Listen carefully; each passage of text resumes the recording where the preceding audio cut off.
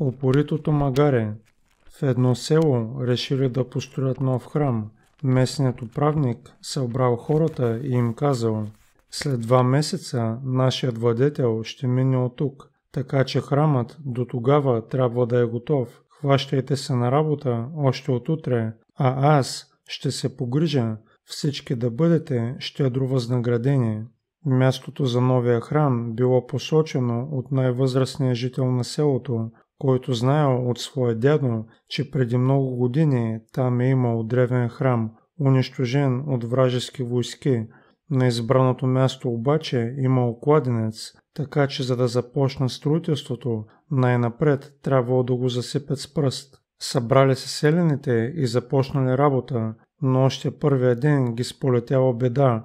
Магарето, което трябвало да пренася пръст за изкупа, паднало в кладенеца. Цял ден и цяла нощ се опитвали хората да го извадят, но напразно. Накрая, виждайки, че губят време, решили да жертват магарето и да го оставят в кладенеца. Все пак, то не било кой знае колко ценно, а тя ги очаквала добра награда, ако завършат работата в срок. Нещастното животно ревяло, а селяните продължавали да хвърлят пръст в кладенеца. Лопата след лопата, хвърляли пръст и не поглеждали в дупката. Все пак никой не искал да вижда с очите си как погребват живо едно животно. В края на деня, когато вече се стъмнило, хората оставили лопатите и се приготвили да си ходят. Горкото магаре, казал някой, сигурно вече е умряло. Не се чува гласът му. Спогледали се селяните и решили все пак да проверят какво е станало с него. Върнали се при кладенеца и какво да видят. Магарето не само, че било живо и невредимо, но в същия момент с едно рязко движение изскочило от кладенеца. Хората не можели да повярват на очите си. Никой от тях няма обяснение как е успяло да се спаси животното, след като цял ден са хвърляли пръст върху него. А загадката била много проста. Всяка следваща порция пръст, която получавал върху гърба си, магарето бързо изтръсква от себе си и здраво я оттъпкало. Така постепенно под краката му се получила твърда повърхност, която се издигала все по-нагоре, а заедно с това се изкачвало и магарето. И когато стигнало достатъчно високо, то просто скочило и излязло от кладенеца.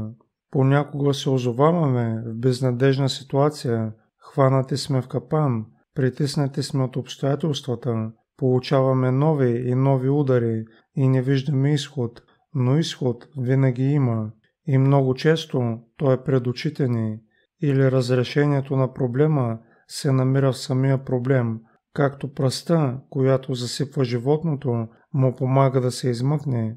Но за да видим спасението, най-напред трябва да спрем, да се оплакваме и да се самосъжаляваме, и вместо да си задаваме въпроса «Защо на мен?», трезво да огледаме ситуацията, да я приемем и да помислим какво можем да направим при наличните обстоятелства.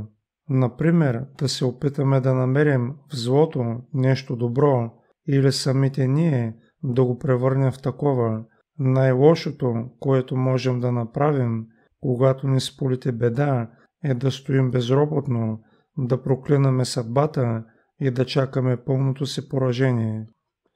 Колкото по-дълбока е ямата, от която си се измъкнал, толкова по-висока е планината, на която се изкачваш.